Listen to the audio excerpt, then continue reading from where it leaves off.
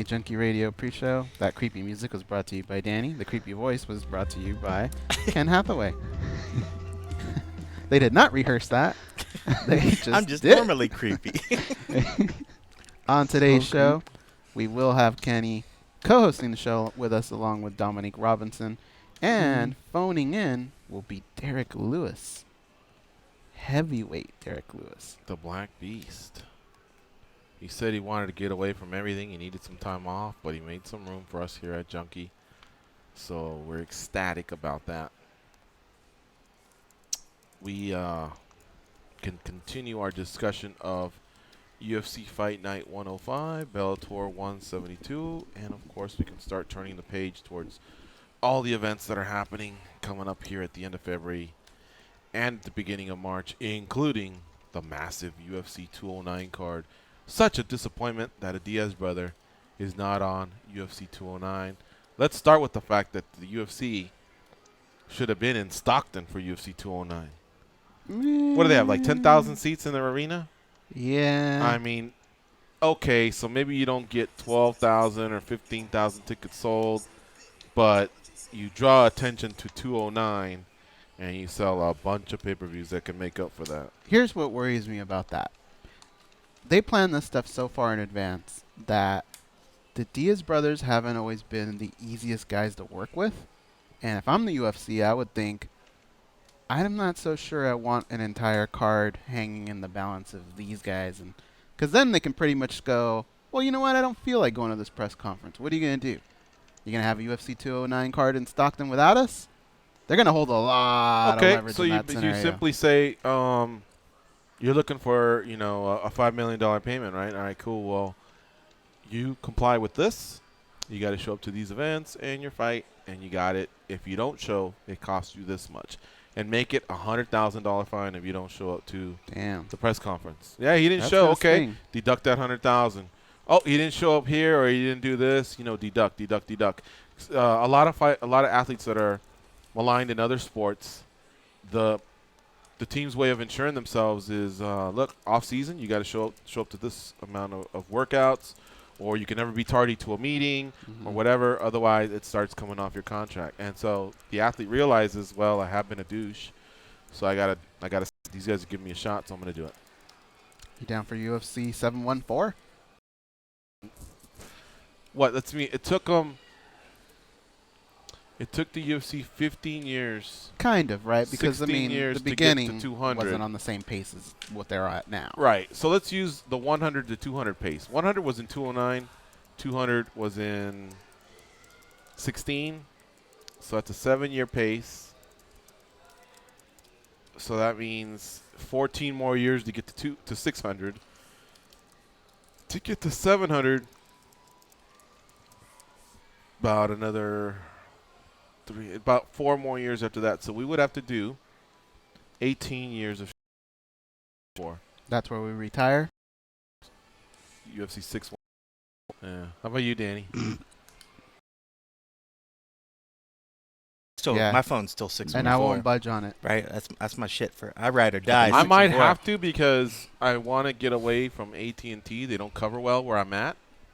So if I move to Sprint, can't you transfer your number? I thought you could transfer your numbers. Oh, well, that would be my first option. But, like, for example, Juliet, she had a 714 number. But when she came on board with my account, yeah, she had to get a 702. Oh, interesting. So they said, well, you live in Vegas, and, that's just kind of what we have to roll with. I wonder if it's because of that whole, like, the E911 stuff on your cell phones. They make you try to put a 911 address in because because they can't really track where you're at should something happen. Really? I don't know, but that doesn't really do anything. I don't know. That's weird. I will that's not just being change lazy. That's they probably don't want to buy the number or whatever is required for them to keep the number or something. It's the only thing that keeps me grounded. Like, this is where you came Coming from. up in 10. I will never change my area code. Yeah, I'm 614. Ride or die. 609. Stand by. 714. This is your captain speaking. We are making our descent into Las Vegas McCarran Airport. On behalf of our crew, we'd like to thank you for flying MMAjunkie Airlines. Now please fasten your seatbelts and put your tray tables in your upright position because the descent is gonna be a little bit bumpy. Alright, Junkie Nation, it's time to roll, baby, on MMA Junkie Radio with Gorgeous George and Goes. This is what we doing while we do it, baby. All night long, we rollin'! Revolution is upon us. Can you dig it? There's no escape. No escape. Through the vast frontier of cyberspace and through a sea of stars in outer space. One small step for man, one giant leap for mankind. We've solidified our combat communications stranglehold. We are controlling transmission. With the use of MMA Junkie Radio and SiriusXM satellite radio technology. MMA Junkie Radio. Commence transmission.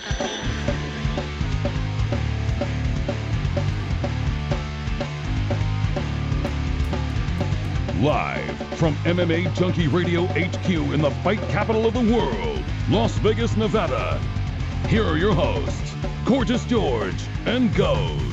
From the fight capital of the world, inside the beautiful Mandalay Bay Racing Sportsbook, you are listening to the MMA Junkie Radio Show.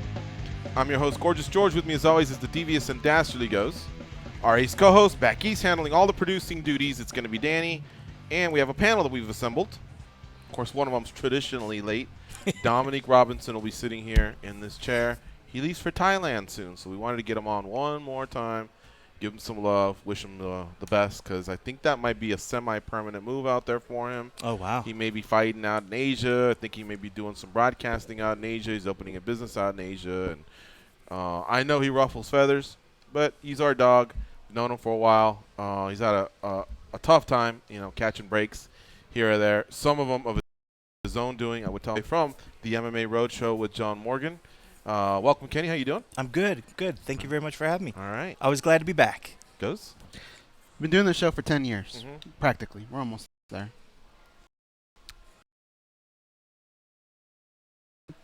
Something. But people can't get away with that. Like by Dominique needs something. get the Like shock just pen like or the- something? yeah. Shock pen, something, yeah. So if Edward James Olmos shows up late, are you gonna snap him with that? Yeah. Edward was pretty cool. Edward, He was that one was of the dope. coolest guys was ever dope. that came in here. Yeah, we have to have consistency. You know Yeah, what I mean? I know. I was surprised when that happened. I was like starstruck a little bit. I mean, this is a dude I've been watching, I think, since I was a little kid. So that was a great episode for me. But I'd be interested Maybe to just see the if you fighter. just like the friendly co-host. Can you, like, I know we joke about it, but I still have the picture. I'll pull it up. But can you guys believe how much they actually look alike? Oh, him and Him Stitch? And Stitch? Yeah. It was incredible. Yeah, I took that pic. I think I saved that one, and it was crazy. Even Edward was like, "Can you send me that?" I was like, "Hell yeah, I'll send you that." I was like, "Keep my number. Call me." I sometime." saw him in Miami Vice as a teenager. Yeah. They were in the 80s, and that's when I was in my high school years. So I watched that show. He was more of the quiet guy, the captain in the background, and Rico Tubbs, and what's the Crockett. other, Crockett was the other guy, and Yeah. they did their thing. They'd always play some cool music, remember? Oh, yeah. They had great soundtracks to their Harold Faltermeyer and whatever. Exactly. You know- And then in the 90s, he put out this movie. I don't know if you ever saw it, American Me, about prison gangs. I don't think so. About how La M got started, the Mexican What? mafia. You've Kenny, never you seen gotta that? see I that. don't know if I've seen that. Okay, right now, put that on your list. Very high Yeah? to-do list. When Uh, you have 2 what's it hours set called? aside, you go home, put on Netflix, Hulu, whatever it is you got, Uh-huh. and go watch American Me. And it's American about how the Mexican mafia got started in Los Angeles, and he's the lead character. You will really? dig it. Yeah, you will dig it. There it is. Because there's some truth to it, and I thought they did a good job with the movie, and yeah. Very some cool. Some quotable stuff that goes in there as well, so you'll like it. That's my favorite stuff. And I guarantee you, the minute the movie ends, the first thing you're gonna do is text me and go, "Man, That was the shit. This You one. were onto something." All right, very cool. You know All what's, right. what's funny is Stitch, when we went to Virginia, in the airport, he goes, "Man, 2 guys just came up to me in the restroom. They want to take a picture with me. They thought I was Geraldo."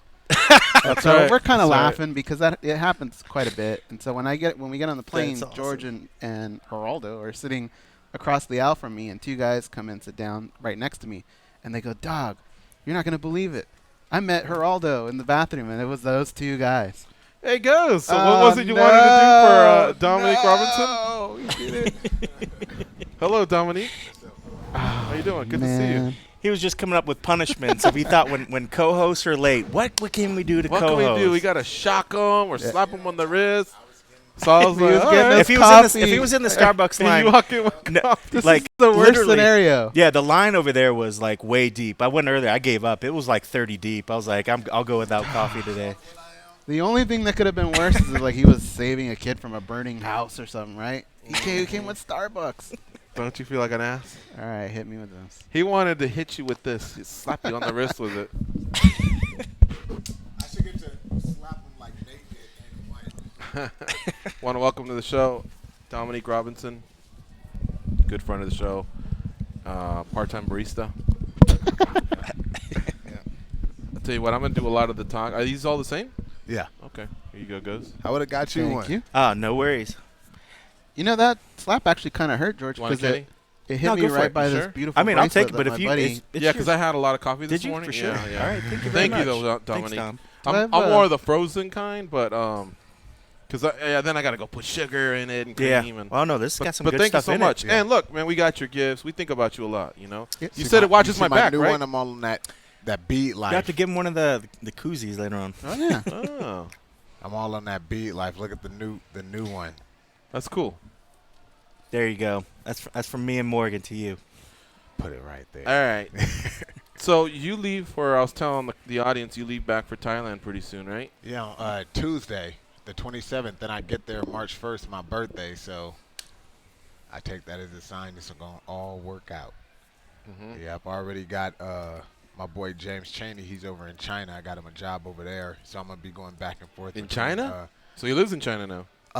Yeah, he's going to be there in Thailand. I'm going to be between there and Thailand because in 2012, I got a job working for the government living in China to help bring MMA out there. There was almost no MMA gyms in China in 2012, and now a few years later, 5 years later, it's like the mecca of MMA out in Asia. So they want to bring me back, and I was like, you got to bring my boy James back with me. So he went first, so I'm going to go to Thailand, finish up this business, open April, then go back and forth between there and China. Look at you. Yeah. Are you If it works transitioning? out, if not, then I can say I tried and come back. But You know, might as well transitioning to try. post-career already, or are you still I'm still gonna looking fight. for fights? Yes, it's fights out in China between K1 and MMA. They're putting on about 18 shows a month. Wow. Just so you know, like discreetly, but paying real good. It's people getting paid way better than here. Oh, yeah? Yeah. So I'm gonna go do that, get in a couple of fights, stack some money, call Dana White, say, hey, look, got a little name in Asia where you guys want to be anyways. Got some fights. What's up? And then go get a few UFC fights, beat up a couple of guys I always said I could beat up, then just call it quits. You know? Who do you want to beat up when you get to the UFC? Man, Efren Escudero left. That's the first person that You want to comes beat to him my up? mind. Yeah, because he just ducked me and sent me that smiley face on Twitter. I can't get over that, you know. But I'd be the hardest hitter in that division, so you know what I mean. Bar none. I don't care what anybody says. So I'll fight anybody in there, except for Kevin Lee. That's my boy. You know, another black man doing well. So you know, I'm happy about that. Yeah, he's going to co-host tomorrow. Yeah, he's doing well. He's doing well. Getting better and better, beating a bunch of people think he would lose to. So, you know. I'm going to be honest with you. I wasn't sure that you guys were, if you ever met, I didn't even know if you met, that you guys would be tight. Yeah, we sparred. He goes to Mayweather cool. sometimes. So, you know, we sparred for like 2 of his UFC fights. We were sparring a lot. And then he tried to get me to spar for the Escudero fight, but I just got shoulder surgery. So I just gave him some advice. And I was like, if you lose this, I'm going to kill you. You know, he was like, I'm not going to lose. So he handled that. That was easy work for him. So, yeah, I'm happy to see him doing well. Very cool. Is that your area code? Yep. Okay, we were talking about that today. Our area codes. What we're gonna do if there's ever like we're 714, so we're gonna have to wait a long time for the UFC to get to that. But you're probably the closest. UFC 209. I Don't think you think he's they should have had it in Stockton? What are you, Kenny? 6 something? 614. They should have. 614. Either in Stockton or in Oakland. I was there when they had it in Oakland, Anderson versus Chill, and it was popping. Then they never went back. It's too hood for them. Is that what it is? You know, it's too hood for them. They've been to fucking Newark. I don't know how many times. Yeah. That's one of the most dangerous That's hood. cities in America. They've been to Chicago. People are dropping like flies there. Oakland stay hyphy, though. They've been to Mexico for crying out loud. Heads get chopped off. But Mexico, they love fights. So as long as you're bringing them something they love, like, hey, cool. Yeah. And fights, alcohol, it's all good in Mexico. Oakland is all over the place. But to have that 209 card, and I'm like, Kyoji Horiguchi signed with Ryzen. Looks like Bader's headed for Bellator. Renz Larkin might be headed there. Serkinov was just a meeting that didn't go well last week. You have to make something like that go well. And then the other guy, Nikita Krylov, same thing. Yep. Yeah. I don't know, man. You don't want to lose that many. You can't afford to lose. Yeah. It doesn't make sense. Jacare is really on the attack with Michael Bisping. He says he's ducking the best fighters out there, and there's talks of GSP again. He should fight on his way back. Should he stick to where he came from, the welterweight division, maybe get the winner of Woodley and Thompson, or like as has been rumored, a shot at maybe Michael Bisping. He'd be going up at 85, taking on a guy who has credible opponents in Romero and Jacare and even Mousasi, who has his hands full with Chris Weidman, by the way. But still, that would be the second fight in a row where he's not fighting a highly ranked middleweight because he took on Dan Henderson last fall. Right. I think the one, and I think it was rumored before when we thought we'd heard that Bisping and GSP was pretty close. I think Bisping even kind of said papers were there. I think whether that was true or however far that made it, that's where I think it's going to be. I think that's a fight that GSP wants, that GSP thinks that he would win that one easier, even though it is a different weight class. I just feel like he has kind of thought about that fight, and I think that's probably set in his head, and I think he was already ready to go for it. It just they didn't get the money to work, and so that's kind of where I'm thinking to go. It'd be good. I mean, it makes sense for him to come back in the welterweight, but also, too, anytime I think you see guys go into another weight class, it kind of sets it up so where, maybe if it didn't go that well, I was just trying something different. Now let me go back to what I know. But he's been out of the game for a while, too. He's gotten bigger. He's a bigger guy. I mean, maybe he wants to go more that route because he doesn't want to cut down that weight anymore. But I still think it goes back to the fact that I kind of buy into those the rumors or the talks that was a fight that was almost already supposed to happen. So I think that's been sitting in his brain, whether or not it was true. So that's the one I think it's going to be. I think it'll be Bisping. What do you want to see, Dominique? I want to see Bisping. Because, and GSP. Yeah, me personally, when GSP first got in the game, I felt he lived up to his potential more than later after Matt Sierra knocked him out. He became, to me, boring until the Johnny Hendricks fight. Yeah. So I like Bisping because it's somebody that can bring out the full GSP. Because when you're that athletic and that good, that guy can do whatever he wants, but he just coasts by until someone pushes him. And with a person like Bisping with that kind of takedown defense, he fought Rashad Evans takedowns off. Only person really control him was Kennedy. I think that he could force GSP to use the rest of his game, and he has the cardio to match or surpass him. So I would like to see that. What about Romero and Jacare? They just got to sit there and wait? For GSP? No, for Bisping. They want Bisping. Yeah, I'm saying for GSP, I think those guys should wait one fight. They could wait one fight, and maybe have a rematch, but between those two or something. But Jacare definitely deserves the shot. But I'm all about super fights to people who deserve it. You know what I mean? And I feel he deserves a super fight. Well, that's an interesting take because what we've been saying is Bisping put in some time. He's a veteran, and therefore he got the fight in Manchester against Henderson, against the guy that clocked him. At UFC 100. So he figured, I get a chance to fight in my home city against a guy that embarrassed me years ago, and I want to even the score, and he did it. He won the title or defended his title against Dan Henderson last October. So that was Bisping's past. But it's interesting because you guys have brought up another angle. Well, GSP's coming back. What's his past? Could this be his past? It just so happens to involve a guy that had a past. What do you think, Goes? Should GSP get Bisping or have him stick to the winner of Woodley and Thompson? I think, or even the other possibilities of Nick Diaz and Anderson Silva. I think Woodley or Thompson, but I think the reason he was signed, and they're going to figure out an avenue to get him to that. I think that's what, when they're sitting down at a negotiation. Do you feel that's an intriguing match? Care about it. I don't. You can put a pie in my face. way, but that is their Jacare goal. and Romero don't get and then shot at Conor McGregor. They want the title and the money that comes with it. You know what I mean? So, in fact, I think they may even go this route and say, "Hey, Conor, why don't you shut up about all this Floyd talk? Maybe we can make you happy. Let's give you this big fish and just stick in the MMA cage, but let that Mayweather stuff go." Do you think they're gonna give him the money that's possible though? That the money that a Mayweather fight can bring is so much larger than what a GSP McGregor. And the fact that, I mean, the money that he would make in sponsorship against Mayweather would probably be more it's than ridiculous. What he would get to I mean, fight. like, there's nothing in it for Conor to fight like a GSP because he can make more money doing like what he's doing right now. I mean, so good on him. The fact with Jacare and Romero, it sucks if they did have to wait for Bisping, but it's GSP coming back. You got to give him a one pass. The dude did enough. He left on top.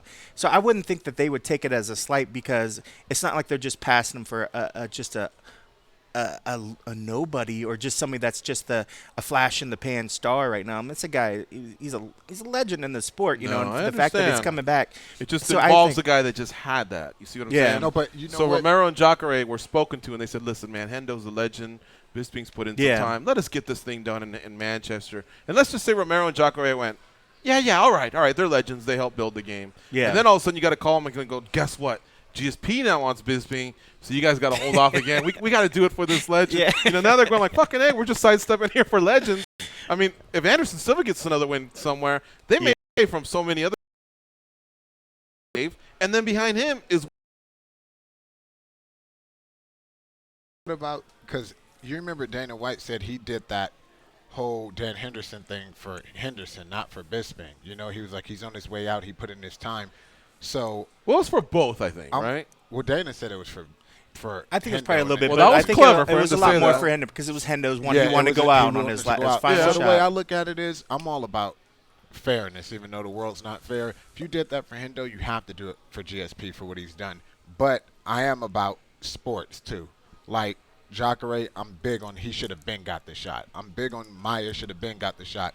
So if you're going to put this GSP Bisping fight together, which is going to make a lot of money, at least compensate Jacare and these guys if they do an extra fight. Give them a little bit more for waiting and for risking his #1 contender spot, because nobody's going to complain if you're giving them more. Well, that sounds like what they might have done for Habib and Tony. I think they may have gotten a little bit of extra cheddar because of that extra fight. If you're going to make a lot of money on that big fight, at least the guys who should be getting the fight that's saying, okay, I'll wait, compensate them more. And then after that, get that one fight over with, and they go. That's what I think is going to start to change with this new leadership. Can you imagine going to a job and you know where you're at in the pecking order, and you know you got to work hard, and you'll get a promotion, you'll be here, and then there. It's the same thing, right? In mixed martial arts, that's your road to the belt. But can you imagine not knowing what that road is and just getting passed over and over, and there's really no explanation? I think what they're going to do is start to compensate these guys a little bit more. And then you're going to know, all right, I'm a UFC fighter, but I also know that that road isn't going to make too much sense, but I'm going to get compensated for it. And they paid $4 billion. They have to make those super fights. You know, they got to make money. They got to make that money back, dude. Make money. And a lot of these shows haven't been doing that well from when you look at the numbers lately. So I think first things first, if you're a guy like Jacare, is sit back and look and say, did I do everything I could have done in my power to get that fight? Am I on social media? Am I promoting myself? Am I calling out fighters? Before he wasn't, right? Right? That's path to victory. They're businessmen, and there's nothing wrong with that, right? So I think what GSP is going to do is he's just going to wait. If Woodley wins, I think he knows that's a tough matchup. Yep. Because Woodley can crack and he can wrestle, which means he can stop GSP from taking him down GSP's taking other wrestlers down, but it'll just be tougher. But I think if Thompson wins, then I think GSP will go, excellent. Because he's not interested in striking with Thompson. He's just interested in taking someone down and beating them. So I think if Thompson wins, I think he may go, I wanted to a division and take on those tougher opponents. Because Bisping is more of an undersized 85er. Mm-hmm. You know what I mean? He's a little bit older, and he's easier to take down, I think, than Tyron Woodley. So I think GSP is just as smart, and he's watching things. I don't know. They just came out with an interview with Fire Zabi. He said that GSP will not fight Stephen Thompson. Like, Real- no ifs, ands, and buts about it because they've trained together. They've too trained. much. Oh, for That crying was- out loud. This Well, now? he said he'll only take McGregor or Bisping. Yeah. And those are the fights he wants. He said no fighting Thompson no matter what. Because I remember back in the Wow. day, even GSP had said How when tight can Thompson that was be? coming up. He's he- not a member of that camp. He's been I there. mean, man. No, but he trained by a respected. He's little been bit. watching for a long time. Because I remember years ago when he was when GSP was still active, he was talking about Thompson, saying that he was the striker to watch. He's the guy that you guys need to pay attention to coming up. So obviously they had enough connection and there was enough respect between the two. And yeah, Steven's got a lot of respect for GSP as well. Of course, he'd fight if they had to fight, but I could definitely see where GSP is like, this is a guy I've trained with. I respect him a lot. And he understands, and Steven's only gotten better since then. He's gotten a lot better. So, I mean, if I was GSP, I wouldn't want to fight him either. I did not know about that interview. All right. yeah. So he says GSP it's a was the two-horse first race. person Connor to or move. Bisping. Yeah, that's what Fire said. Those are the guys at the table.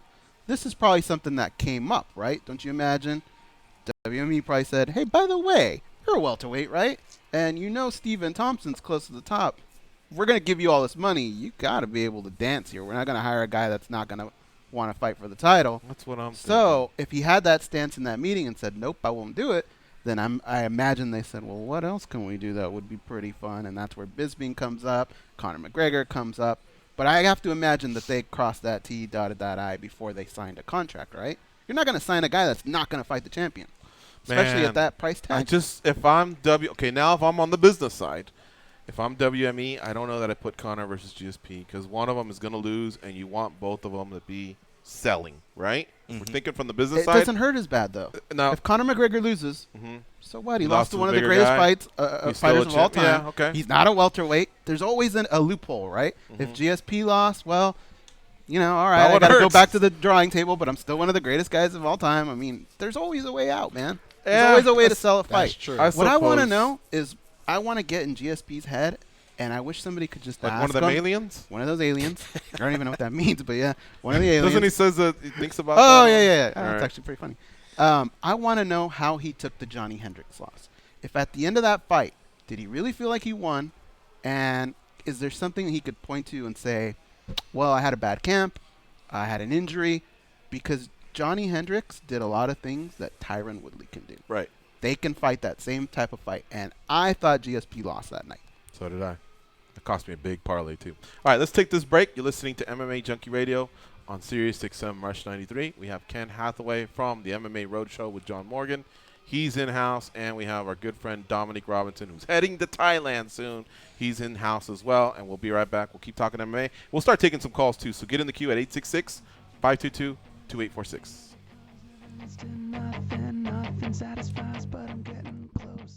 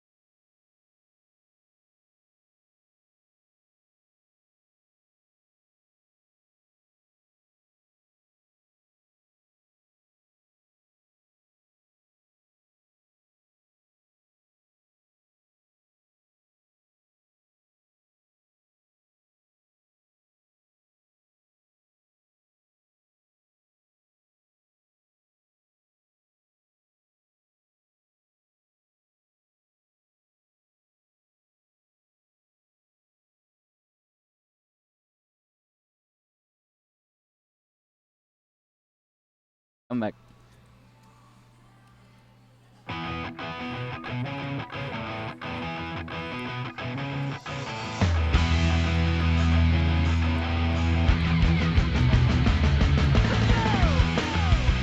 Do what they say, and your life will be a lot better. Here are Gorgeous and Goes. All right, I'll tell you what. I'm really having fun with this panel because we have so the topic you'd like us want us to 8 p.m. Eastern time. Other than that, show before, and one of the things I hate the most: fight, purse, win purse. They still entertained you. I problems on top of them not being paid. That match doesn't even intrigue me as a fighter. I've trained with Nate years and years and years, as most people know, and takedowns on his thing, and he got kind of right. And GSP, well, he has one of the highest defensive stats, you know, in the whole UFC. we may do that to the side, man. The man like look out for each other, no matter how bad that Vandalay was.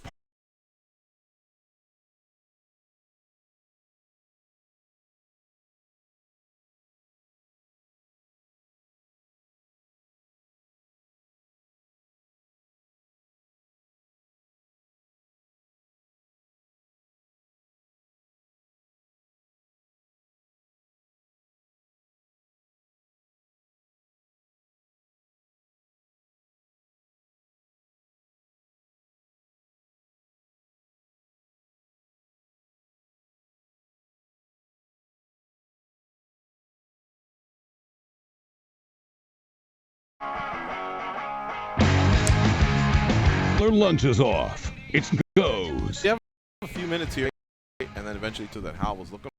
I will say something that you kind of touched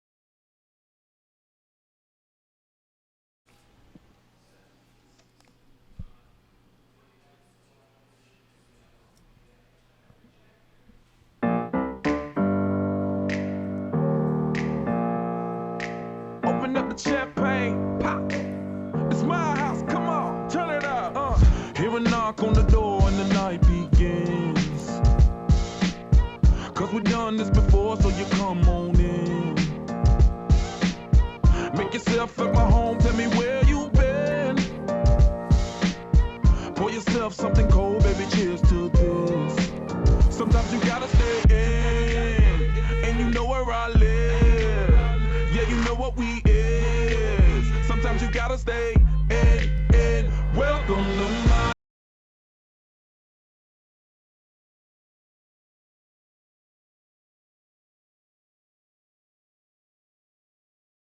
house. Baby, take control now. We can't even slow down. We don't have to go a while. Welcome to All right, here we go. It's the second hour of the MMA Junkie Radio Show. We're joined by Ken Hathaway from the MMA Roadshow with John Morgan and MMA veteran Dominique Robinson, both here in studio. We're going to take a break from discussing MMA news and seeing what these guys are up to.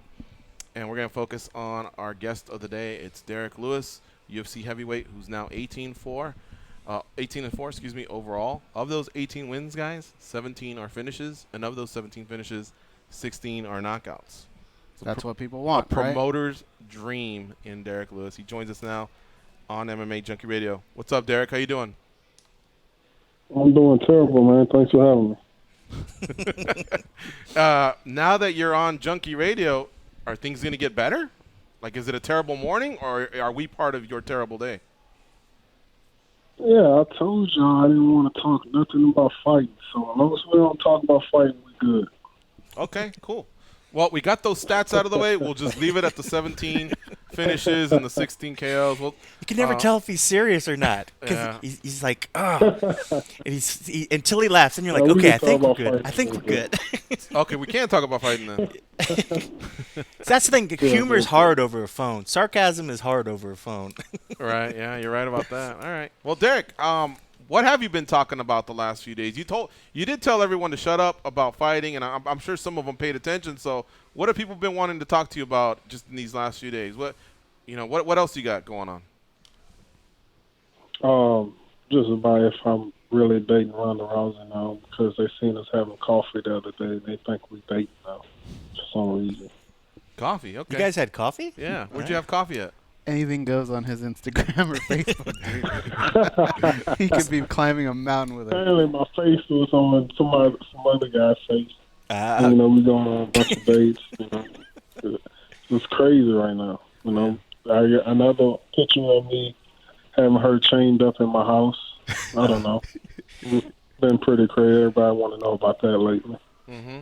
Derrick, a lot of guys, or a lot of people we see sometimes, somebody else does their Instagram. Is that all you? And who does some of the more creative Instagram, some of the videos and some of the pictures? Are these people sending it to you? And is it in all these posts? This is you going out and finding all these gems on the internet and putting out there, right? Yeah, it's me and the other guys that post that. What is that? Photoshop Steve and Ass Shopped. As Photoshop or something like that. Mm-hmm. Those guys right there sends me. And you were crying. You were playing a song, and you had a tear come down your eye. There was a few tears. You coming have down. to work on that. You have to be thinking of something that's going to make you do that. Unless somebody sprayed pepper spray in your face. What was it? What was the thought that you were thinking I'm of? high as hell. No, I'm high as hell. Just think crazy shit all the time. Getting high makes you cry? When the right type of stuff, when it's so good, you're like, man, I can't believe it's so good, and just start crying. But Okay, yeah. we know music can make you cry. Is there a movie or a TV show that's ever made you cry? Yeah, I said before, The Notebook. Oh, that's right. Mm-hmm. I think a lot of people will admit to that. I finally saw that for the first time the other day. Yeah, it was pretty sappy. When you wake up in the morning, Derrick, how many Instagram or Twitter or social media posts in general do you plan on posting? Like, does it have to hit you? Does it come in waves? Or do you say, hey, I want to connect at least 3 to 5 times with my fans? Nah, it's just whatever. If I'm bored or what, I just want to post something. It don't matter. Just however I'm feeling at the time. A lot of guys out there are real sensitive. Oh, man, you need to be a role model. You need blah, blah, blah. I used to be a fan. Not no more since you post this. Yeah, I don't give a damn. That's why I keep telling people I don't care if I have fans or not. I'm not doing this to be popular and stuff like that. I'm just doing it to take care of my family, so they can save all the comments and whatever they had to say bad about me to themselves, because I don't give a damn, because I'm keep doing what I'm doing. I don't care. Let's talk a little bit about that, because early on when you'd come on our show, the one thing you always said was, I don't want to do this forever, and I'm not really doing this for a title. I just want to do this for my family, maybe buy a house and then be out. But then we've seen you get better at what you're doing. Has it changed at all? Like, is there a little piece of you that says, you know what, I would like that title, or is it just about the money? Yeah, it's just about the money, and I noticed lately, like, the guys that with the title now is the ones that's making all the money. So, yeah, I would like to fight for the title, and that's the one that's making all the money right now. So, I know you want this time off. You mentioned it in the post-fight interview, but what does that time off mean for your career? Does it mean you're completely getting away from training, everything, or you just don't want to be in a fight camp? I just don't want to be in a fight camp, because whenever I'm in a fight camp, my mood changes. It's like beast mode on all the way into my fight day. So that's all I'm thinking about. Whoever I sign the contract with, just about every day, 24/7, every minute, every second. That's all I'm thinking about is that person that I'm standing across the cage. We saw you at the doctor's office yesterday getting your foot looked at. We know the result, but can you kind of talk a little bit about that? Is that something that you knew happened in the fight? Can you point to a certain sequence that led to that break? Yeah, every leg kick that I threw at him, like, it broke. So I broke 2 spots in my foot. So each leg kick I threw to his thigh, I broke it. All right. And the first time I did, I was like, damn, it kind of hurt. And the second time I did it, it hurt even more. Damn, so you were dealing with that and the boo-boo, right? You were dealing with both things? Yeah. So that's why I threw the spinning back kick, because I wasn't going to be throwing that kick no more. So I was going to just switch it up. I was wondering about that, because when I have to take a dump, I try and keep my ass cheeks together and just think about other stuff. But you're doing, like, jumping switch kicks and all that loosening of the hips. I mean, weren't you scared something might creep out then? No, it was good. It was good. But, like, the second round, everything was good. But whenever he caught me with that knee, when I was coming in with the right hand, he caught me with that knee. That one right there hurt it. That hurt everything in my soul. I think my rib got cracked right there. Oh, okay. All right. So there was structural damage, too. It wasn't all about the boo-boo. Yeah. Gotcha. All right. The first round is all about the boo-boo. Oh, I see. Derrick Lewis is our guest here on MMA Junkie Radio. We have a panel of guest co-hosts aside from Goes and I. So we have Ken Hathaway from the MMA Roadshow. Ken, what do you have for the Black Beast? Well, Derrick, I guess, when we were back in Houston a while back, we were lucky enough to come join you up here at Mike's Seafood. Have you been up to Mike's Seafood lately? Yeah, they switched locations there across the street now from the old location. I know one of the things that we noticed when we were there was all the fighter pictures on the wall. I know with you and now your stardom has risen probably greatly since then. Is there a picture on the wall yet? And is that something that you're kind of taking in stride, this rise in fame? I know you want to keep it about the fighting, you want to keep it about that, but unfortunately it's one of the parts that comes with this. Is that something that it's tougher to deal with? And is your picture up on the wall at Mike's Seafood? Yeah, it is. But the thing is, I'm not worried about. I don't care if my picture on the wall or not. I don't care about that side of the MMA world. I really don't. So I really don't care if people know who I am when I go places. I really don't. So I'm not worried about that. We also have an MMA fighter on our panel, Dominique Robinson. He's co-hosting today's show. Dominique, what do you have for Derrick Lewis? Yeah, I have a fight question, man. I can't remember what I was watching, but it was your coach talking, and he said that you don't bring in training partners for fights, and he kind of just takes it in stride.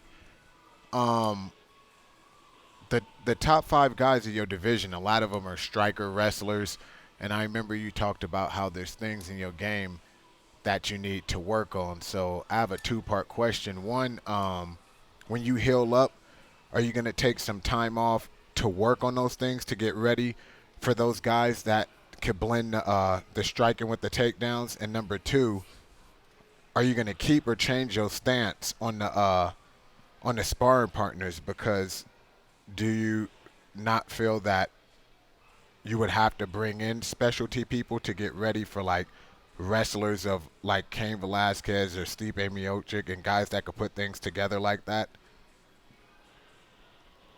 Yeah, for sure. Those guys right there are legit heavyweights. Everyone else is not really on their level. And yeah, of course. Whenever the time comes, then I will get ready for that too. But for right now, I just don't feel comfortable doing anything like that. I've been training with the same gym my whole career. I just feel comfortable where I'm at. I just feel comfortable with what I'm doing. Of course, I know I need to get better on my overall game, but right now I just feel comfortable. All right, cool. All right, you got another one? Yeah, Derrick, I was just I was looking at some of the past one of the things that came out, and you called out Mark Hunt. Why Mark Hunt, and why not start calling out the champ? I think you've proven yourself at this point that you're at the top and that you have the ability to go for it. Why call out somebody like Mark Hunt instead of start calling out the champ? I just wanted one more tough fight before I get to the champ. I just want people to really notice that I got what it takes to be a champion. Gotcha. And I believe Mark Hunt is one of the toughest guys out there. I'm not picking Mark Hunt out because I believe he's the weakest fighter out of the top 5 or top 10 guys. In the same way I picked Travis because I believe that Travis was one of the top heavyweights because he moves around like he's a 205 or 185. He doesn't move like he's a heavyweight. So I already knew I was going to have a problem with Travis anyway, but I still wanted to test myself against him. In the same way, I just still want to test myself against Mark Hunt because I know he's tough and he's going to come to fight. Gotcha. And a lot of times a fighter will express something like what you did the other night at the post-fight. Hey, I just want to get away from everything for 3 months. And then about a week later, sometimes they'll have a fight booking or they're talking fights already, and they ask them, hey, what happened? What happened in the 3 months? And they're just like, man, that's just what I felt that night. I changed my mind. I'm ready to do this. Do you really want to take those 3 months off, or do you think that, within a few weeks you'll get that itch again?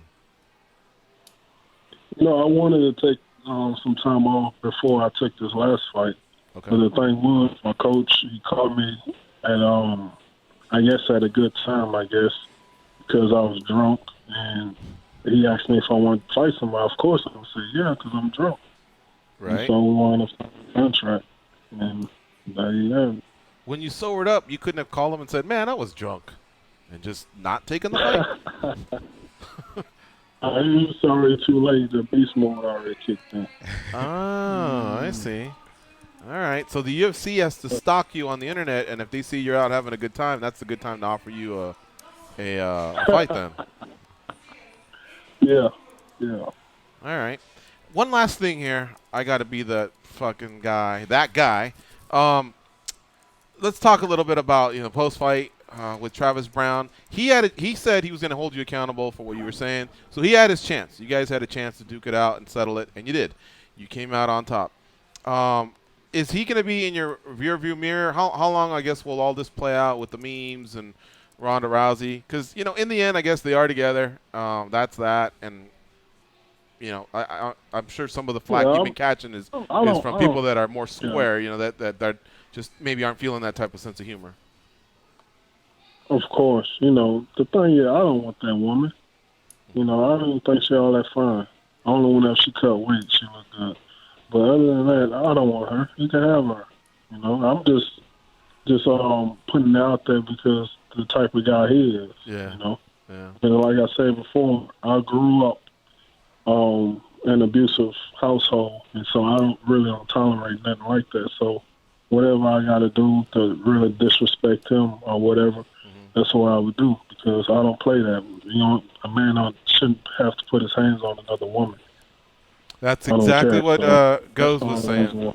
Goes was saying it could be that you harbor types of feelings from maybe your upbringing, whether it's your immediate family or maybe people that you knew, and that's just a button that got pushed. Yeah, for sure.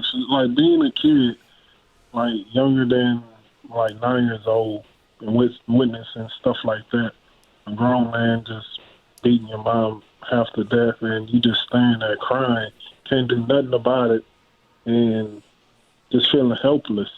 And you're just watching that just about every single day, all the way until you're like 15 years old. Mm-hmm. Just about every day you witness something like that. I want to ask you one other thing. I'm not trying to be confrontational or anything, but what about the fact that charges weren't formally brought to him? Therefore, can we really label him that, I guess, if nothing's been proven? How do you feel about that? Or did you even, has anyone brought that to you? Or? Yeah, but the thing is, the lady, she didn't have to lie. I'm sure she didn't lie. She probably been brought out or something like that. Yeah. I told her, okay, that she'll drop the charges. Because love make you do all kind of stuff. Maybe she loved him that much and she just wanted to drop the charges. Yeah. He went over there, got on his hands and knees and begged her, all right, come on. I closed the door, but I'm sure she's not that dumb enough to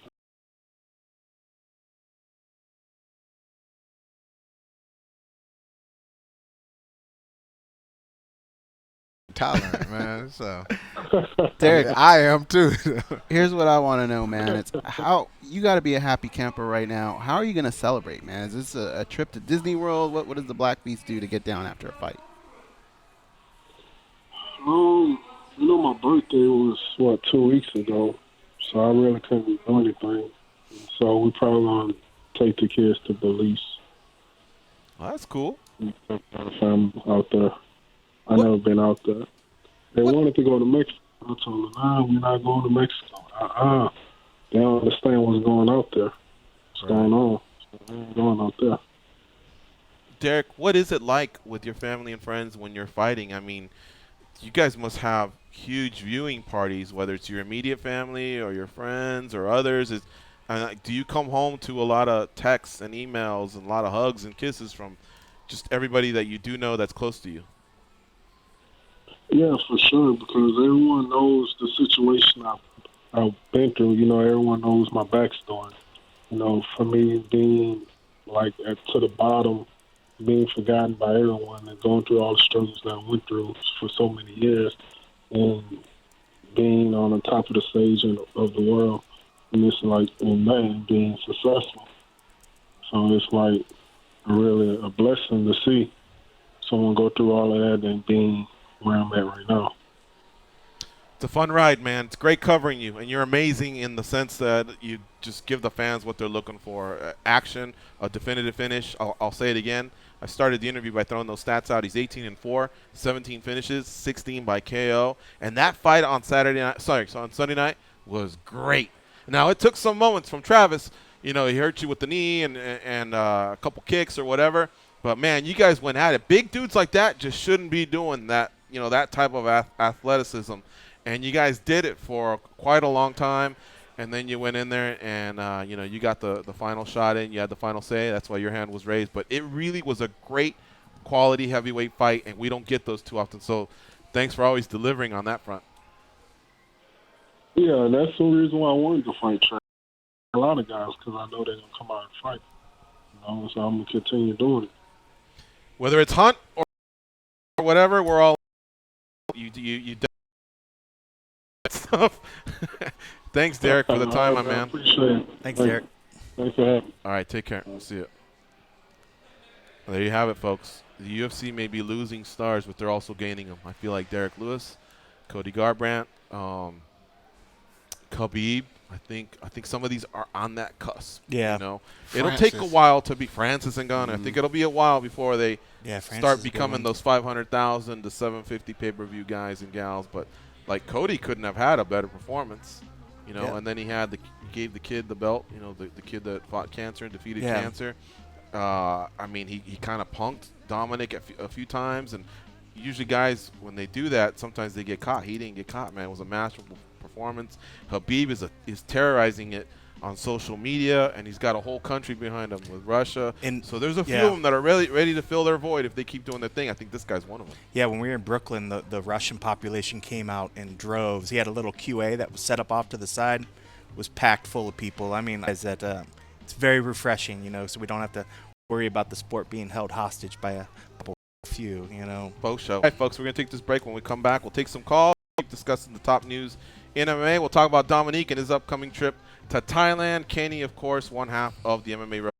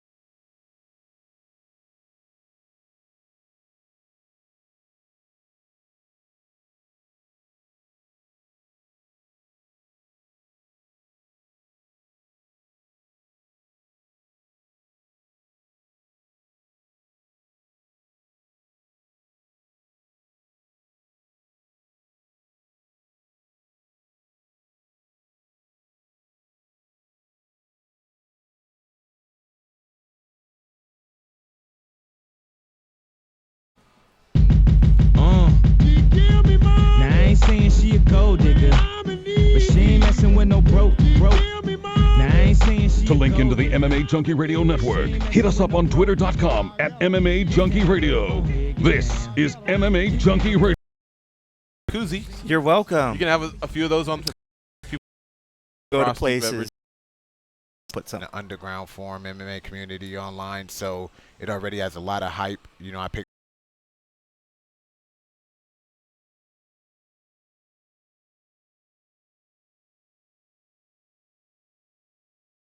the right location and the right type of business. Is in Thailand, everybody wants it, which surprised me, but none of it is around.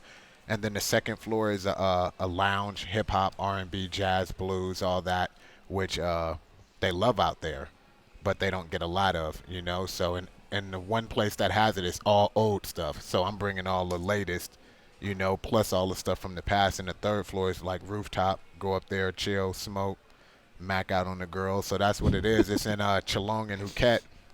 So I'll be doing that. I got a homeboy, Willie Zogo. He played in The Mechanic with Jason Statham, a lot of other movies. He lives out in Bangkok, and he's going to be managing me for modeling and acting, which there's a lot of out there, you know, a lot of Hollywood movies being done. So I'm getting into that. And then I'm going back where it all started, a.k.a. my boy Mike Swick want me to go by the gym. So I have that. And then he's starting a promotion. Right now, there's Full Metal Dojo in Bangkok, and up north in Chiang Mai, they have Thailand Fighting Championship. But Phuket is in the south that has nothing. But Mike Swick is starting in Primo FC, and I'm going to be. One of those Frosto sisters going to fight? Yeah, I was just about to say. I think Zoila's fight. Yeah, like in a couple of weeks, right, or something. Yeah, like a couple of weeks. I think March 23rd. What's your 24th. role there? What's your role with? I'm going to be the color commentator, play-by-play analyst guy. You know, so I'm going to be like their Joe Rogan, but Greg Blackson. Yeah. So like that amount of knowledge times two. Could you be Bro Rogan? Nice. Whoa. That ain't bad. That's strong. That's strong right there. I like that. Greg Blackson works too, but yeah. Bro Rogan? That's pretty Damn, powerful. He shot me down earlier, but he likes yours. What was yours? The time is Kung Pao. Oh, going to China. Hey, Bro Rogan, that's Rogan's strong. good. Greg Blackson. I got to put a poll up and see which one. Yeah. But yeah, I'm going to be doing that. So that's going to be Paradise Beach, you know, a private beach out there in Phuket near Patong, you know, and right afterwards they're having just huge parties at Illusions and on the beach, you know, fire sticks, music, hip-hop, tons of beautiful women. They got Russian women out there in Thailand too. You like Russians? Dude, Russian women man, when I went to Russia, man, those women, I ain't never seen no white girls with no booty like that, man. Do that again. They got booty and beautiful eyes, everything. I love the Russian culture in general. But I'm going to be doing that and then working in China, you know, for the top gym. Kunlun Fights is the top fighting promotion. They own gyms. Right. So like I was saying, my boy James over there, I'm going to be teaching there and fighting, you know, K1 and MMA, and maybe some boxing too. So get back to that because that's what I started in. But you're only one guy. You got a lot of hats. I'm doing it all, man. Wearing a lot of hats. My thing is, I put all eggs in one basket in MMA, you know, and it never paid off. You know, I was beating the guys they said beat, never paid off. I took over the Time Is Now, never paid off.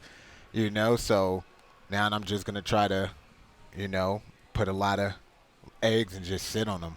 Some of them are hatched, some of them won't, you know. So I'm going for it these last few years. I think I probably could do it till I'm 40. You know, Did you I don't ever get an answer from nothing. Ryzen, part of that big $1 million tournament? Oh, no, from Road. Not Ryzen, Road. So Road. I thought there was a push. No, there was on social it was media. strange because everybody was blowing them up for me. Everybody. And I appreciate all you guys that did. I mean, like, everybody was sending me their emails saying, like, look, here's a forwarded email. Just, like, a couple hundred people. And one of the people wrote me back from there, and they're like, oh, it's full, you know, sorry. And I'm like, this seemed kind of MMA bullshit. I've been in the sport a long time because the way it was set up is they're doing different country trials, and you have to win that to get in the tournament. Mm-hmm. So I'm like, how is it full and all the trials aren't done? Come to find out it wasn't full. They were bullshitting me. And then about 2 weeks ago, they hit me up. Somebody falls out, and they're like, oh, you know, come take this fight and stuff. I'm like, I'm moving my family to Thailand. I can't do it Your right kid going now. with you? Yeah. I Oh. have full custody of him, so he goes everywhere, man. That's who I do all this for, man. You know, All I've ever wanted out of this was to make money, to build something so that I could give other people opportunity and leave something behind for my son. Because I grew up poor as shit, you know? Like, people say they grew up poor. I grew up poor. Like, how poor were you?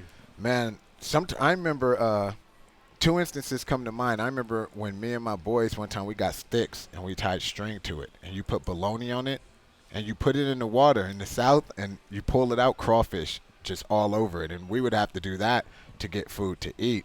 Wow. And one of the worst times is when, man, I was eating out of trash can with my boy Ray Vaughn, you know. Wow. So I grew up around that, gangs, Crips, all man, that. I didn't mean to go down know, that road. so. What I meant was, I'm so poor that I thought you might crack a joke. No, or something. but yeah, so I I'm once just put trying a Big Mac on layaway, you know. Or nah, something. I'm just trying to bounced. That man, sort of thing is what he was looking for. That's harsh if your food's bologna though. You know, that was just to get the crawfish. Yeah, because they just grab onto it and you just pull them right out. But I just want to make enough to give back. I've always wanted to travel the world, learn about cultures, and just give back and make things where people could come work for me and make their own money and change their lives. So my son won't have to work. That's it. That's all I've ever wanted out the game, you know. So I'm going to try to do as much as I can now in these last few years to make that happen. And then, of course, you guys know I want to do what all you guys are doing. You know what I mean? Junkie. I'm out there in Asia. Holla at me. But that's it, man. I'm a simple man. Remote correspondent right there. All right. Well, you know, we wish you the best of luck. And you said you'll be back every 3 months or so. Yeah, 3-4 we'll months. And I appreciate you guys, man. I wrote about it yesterday. You said you would have me on here every month. You know, knowing I want to do this, you've had me on every month. So I don't know how to express my gratitude, but I'm gracious. You guys don't owe me shit, you know, and you guys did that for me, so I always appreciate it. You guys come out in Thailand, man. I get you guys all the girls, man. I know where they all at. I know where they all at. The Russians? The Russians, the Thais, the Vietnamese, the Burmese, they all there, man. They all there. That's funny. If y'all ain't single, I won't tell nobody. I keep a secret, man. So I'm not single, but I can live vicariously through you. Or wink, just wink. bring. Oh, you're not gonna tell anyone? Oh, this song. He's a vault. Sure, Just be like, honey, you know, we need to take a break, and then go out there a week. Then afterwards, be like, baby, I want you back. Yeah, you know. It works. Are you going to Japan at all? She's a veteran, man. She knows all the tricks. I want to go to Japan just to visit, but you know, after that pancrase bullshit. Can I give you a name if you go there? A name of what? Dominique Robinson. That might work. Yeah? That one might work. I like that one. I like that one. I'm going to have like 20 nicknames like James. You got to keep track. You know? What country am I in? All right, this one I go by this one. I need one for every country. I like got to the come Joe up Rogan with a Russian one. I have one for you. What? Ivan Jaganov. Nah, that one don't work with my name. We gotta come up with a good one. Yeah, okay. Yeah. Where the Russian women just be like, oh yeah, and I just be like, come on. You know. Let's talk to Zombie Paul in Virginia Beach. What's up, Paul? Hey man, thanks for taking my call. You know, Dominique was talking about being broke. I just got my girl her Valentine's gift today, 70% off. You know what I'm saying? Is that for this year or for last year? No, it's just for right now, you know, and he's right about those Russian prostitutes. Putin, Trump, and Dominic knows Russian prostitutes are the best, no question, no comparison. Damn, you went to a new level. I didn't say prostitute, but they look good too, man. They all look good. Look, you got to pay him to leave, not for the time. You know what I'm saying? It's cheaper that way. Oh, it's too funny. I had you guys on my big screen, and then I saw cold coffee on the big screen. I had to put a towel over it. What is he? The SFL super heavyweight champion over there? What's going on? That's it. Hey, cold coffee, do your JoJo Calderwood impression. I love the road show with John and you. That's all legit audio. That's Can we hear that? That's like what legit. is your JoJo Calderwood? He's like, well, I think that my fight was, kind of, well. We'll see about, That's exactly her. That's how she sounds. She barely talks. Yeah, that's how she sounds. I love me some JoJo. Can you imitate a fighter, Dominique? No. How about you, Zombie Paul? You got one? I'm going to leave with this. The fight I want to see next is Black Beast versus Rothwell. Everybody loves Rothwell on Junkie. I love Rothwell, and nobody's talking about him for a while. And he's got Verdum. He's the uncrowned champ. He's got Verdum, but if he gets past Verdum, the timing might work because that's not till April. Black Beast wants a couple months off, so it may work for something in the summer. That's a good fight. Man, that would be a tough one for us because we love both guys. Yeah. But yeah, I mean we came to that realization years ago. All these guys they wind up fighting each other at some point. Good call. Thank you very much, Paul. Appreciate it. Goes. One of my favorite things that you can do is your imitation of Tom Cat when he hurts himself from Tom and Jerry. I can't do that here though. You can't? Yeah, just do it. Did you hear what I did the other day? That's true. Just maybe like he put made your people mic turn up around a all little the bit way or over something. at that board. Oh, really? Yeah. Well, because your space got no You ever roof here, seen so when everything Tom, just shoots over. when Tom, I guess he's doing something. Next thing you know, like Jerry will wind up putting a mouse trap and get his own tail, and then Tom's reaction is, you've done that. You've done it better than that. I gotta do it. I can't do it. He hits these high pitched voices. You let me down, guys. Sorry. Anyway, all right, we have about. I could do Chidi and Jaquani. Let's see. What's going on?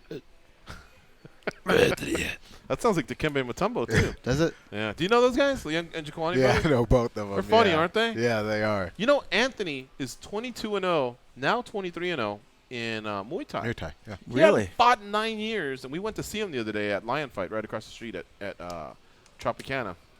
He hadn't fought in 9 years, and he came back and got the win, the finish, moving to 23-0. Wow. And I knew he had Muay Thai in his path. I just didn't know 9 years had gone by. And to come back and still get the win, he's 23-0. Like, he literally could say, give me someone else. I mean, that's an attractive number for any promoter that's out there. So I don't know what he's going to do because he said he's not done with MMA. He's definitely not done with Muay Thai. But I was happy for the guy, honestly. Yeah, that's great. Good for him, man. I had no idea. Well, we were looking at Anthony and Jaquani's record in the UFC, or just, I guess you could say Zuffa since it was back then. But did you know Danny Castillo, I think, has about 25 fights between WEC and UFC? You know how hard that is to do? He has a lot. Mm-hmm. And I want to say Anthony was around that 15 range, too. Yeah. That's tough, dude. 20 is a magic number. You get past 20, even that's quite an accomplishment. Gleason, I think, is the one with the highest, right? Or Gleason, Bisping, Cowboy. That's an easy one. Look, we'll just pull it up right now. Most fights ever in the UFC. But I know that it'll be Bisping, Cowboy, Gleason. Forget. But let's see here. Most fights in the UFC. On this list. Faber. Oh, wow. Mir. 27 is the number being held by Bisping, Mir, Ortiz. Yeah. Tabao's at 26. Hughes at 26. Koscheck's at 25. Maya's at 24. Most wins is Bisping at 20. St. Pierre at 19. Cerrone at 19. Hughes at 18. Maya, Anderson, John Jones, Liddell. Couture had 16. Tabao 16. Mir 16. I didn't realize Koscheck had that many fights. Koscheck's had. Well, remember he was the fill-in guy. Like, so-and-so got hurt, yeah, but he'd go in there in 3 weeks. He was. He was doing the Cerrone before the Cerrone. Yeah. Yep. Yeah.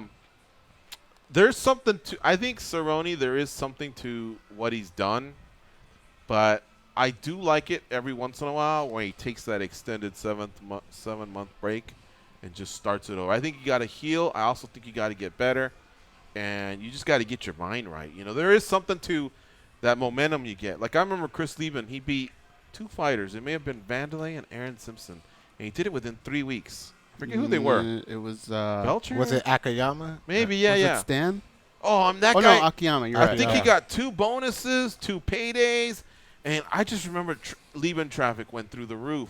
Yeah. Because you pick up this momentum, especially when they're back to back. And it's a roll of the dice. Sometimes it works out, sometimes it doesn't. I think Story once did it to Alves and somebody else, and it bit him in the ass. He tried to do the same thing. Sometimes you can pull it off, sometimes you can't. But you can only do it for so long because you cannot underestimate just how good other fighters are. Yeah. You know what I mean? They work just as hard. All right, we got to take this last break. You're listening to MMA Junkie Radio on SiriusXM Rush 93. We got Ken Hathaway from the MMA Roadshow with John Morgan and Dominique Robinson in-house with us. I fly like paper, get high like planes. If you catch me at the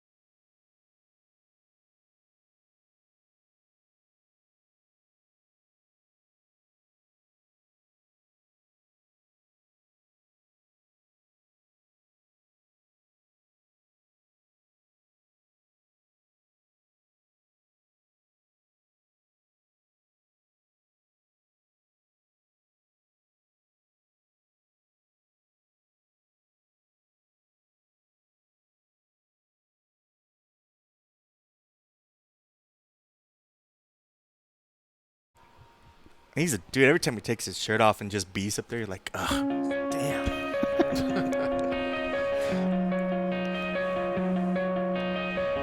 Coming out of my cage and I've been doing just fine. Gotta be down because I want it all. It started out with They pat down TSA agents because they don't know where those people have been. And because they can. They are Gorgeous George and Goes. And this is MMA Junkie Radio. All right, we're going to exit pretty soon.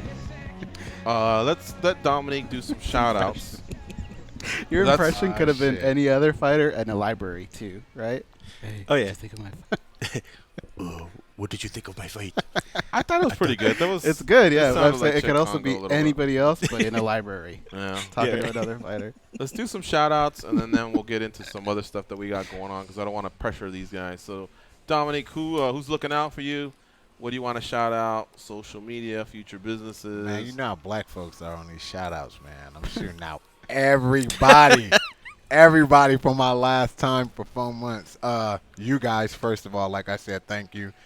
My manager, Tree Viegas, been there since I was a little Snicker bar, to now. And so she helps me with everything. My boy Thomas Cunningham, that Spillback Ice, Patrick, you know what I mean, Willie Zogo, my boy James, my girl Jen, my business partner Kim, my assistant over in Thailand, Tarn, my Russian homegirl Daria that helps me over there. Got to give them all love, man. They've been helping me out. Some of them for a long time, And then all my boys at TMT, gonna miss y'all. I got to come back, make sure I'm getting that in. Floyd still owe me some shit, too, so I'm definitely coming back. So what's he owe you? He's talking about he's supposed to be taking care of me, with something. I don't know what that means, but I'm trying to find out. We just had a conversation. He's like, you are an MMA guy. You are only an MMA guy. You taken care of? I'm like, hell no. He's like, I take care of you. I'm like, okay. And then I ain't seen that motherfucker. So I'm like, what's up, man? So I got to come find out about that, And that's it. That's all my people, man. My boy Hetty, Crooklyn, Showman. These are people who have been supporting me for a long time. Rick Storm from the Underground. I appreciate all of it. I ain't no big star like all those guys, but I've always had, good friends I've met through this and some real good fans too. So if the journey ends tomorrow or 5 years from now, I'm happy with everything and the people I've met through it. I met real good people. So, and that's what life is all about in the end. So, Cool. All right. Ken Hathaway, you have we can count on the Friday drop of the MMA Roadshow. Episode 100 Morgan, this and week. Sometimes you guys do that 0.5 based around events and how much, not how liquored up you've gotten, but how much work you've gotten done before you get to the liquor point. Yeah, we didn't get to it this week. I had a bad bout of like some stomach flu or whatever, so I was tore up. So we didn't do one on this one. I had some serious boo-boo problems, like legit boo-boo so problems. So they can subscribe on iTunes. Is that where you prefer people to go to pick up I know the John podcast? likes people go to iTunes. You can read us there or review us there. So go to iTunes. You could always just go to the MMAroadshow.com and you can find links to subscribe to the podcast there or subscribe to the blog, even though we usually it's mainly just the podcast that goes out of there. Thanks for the koozie, and if you see John welcome. Or Kenny out there, sometimes they'll up. have a few of them on them, and you can grab one. It's going to keep your cold drink even colder. You better tell John Morgan holla at me, man. I will. He disappeared. I've known him forever. Oh, I didn't even say at the Joint Phuket on Instagram. That's where people can see my business. At the Joint Phuket? Or Phuket. Phuket, okay. Yep. Is that how you properly say Phuket, it? Yeah. I heard like Phuket before, but you're saying it's Phuket. Yeah, Phuket. Okay. So the P silent, or is Phuket different from Phuket? No, it's the same. Never even the heard P-H. Phuket. P-H-U-K-E-T. But it's P, yeah, but it's Phuket. It's Phuket? P-U. Oh, I didn't know that. Yeah, Okay. I'd always say P-H-U-K-E-T. Yeah. Okay. So the Joint Phuket on Instagram and Fallen Angel 510. When's it open? I'm opening in April 1st. So the bottom room is what? It's a Mexican restaurant? Mexican restaurant. And then you got the Mac Daddy room on top. The rooftop on the third room. floor, and then the hip-hop lounge in the middle. So they can follow that there and Fallen Angel 510, Twitter, Instagram. YouTube, Line, everywhere. So if you meet a chick and go, I was gonna say, I what know floor where are you all can the get Russians at? And they're gonna be on the top floor. Man, then you got they probably the gonna be up Filipinas there below smoking. They be smoking they asses off. It's all but legal? I don't mind. What? It's all legal to just openly smoke out there? Well, no, it's not legal. Oh, I you see, know okay. Asia, but they be smoking. You know. So if you met a girl in Thailand, you could take her to the Mexican food for dinner. Mhm. Then you could say, hey, let's go to the listen to some club. music Yep. upstairs. And then if there's a connection, you could say, let's mac out on top, on the roof. Anything, man. Asia, you know, Asians, they know what you like. You know. What's your I'ma favorite just leave it Mexican at that. dish? I like tacos. I'm a taco man. Yeah? I'm a taco. Who has the man. best Yeah. tacos in Vegas? I haven't really had too much Mexican food in Vegas. I like Mexican trucks more than any restaurant. You know, just go to a truck, grab some tacos, you know, some adobada tacos or something. I'm out, you know. Some more chata and I'm good. Tomorrow we'll be joined on the show. Let's see here. Kevin Lee will co-host the show. He's got his fight coming up in Brazil. It's coming up against, who's he got? Massaran right? Duba. No, he's got Trinaldo. Yeah, that's right. Francisco Yeah. Trinaldo. And so he's going to be hopping on a plane soon, but he wants to come in here one more time. Benil Dariush, who faces Edson Barbosa, that's going to be a great fight. He'll be calling in. Friday's show is going to be co-hosted by Stitch Duran, MMA and boxing legend. We'll also be joined by Chael Sonnen. Turning the page till next week, we got Tony Ferguson in studio on Tuesday. And on Thursday, Michael Chandler in studio. And on Friday, the world champion out at One Championship, Bibiano Fernandez, along with their VP of Public Relations, Lauren Mack. They will co-host that show. So lots of stuff going on here on the MMA Junkie Radio Show. So, guys, thank you so much again for co-hosting. I thought we had some great discussions. Yeah, thank you for having having a us. good time with the Black Beast. And you didn't pick Khabib or Ferguson. Oof.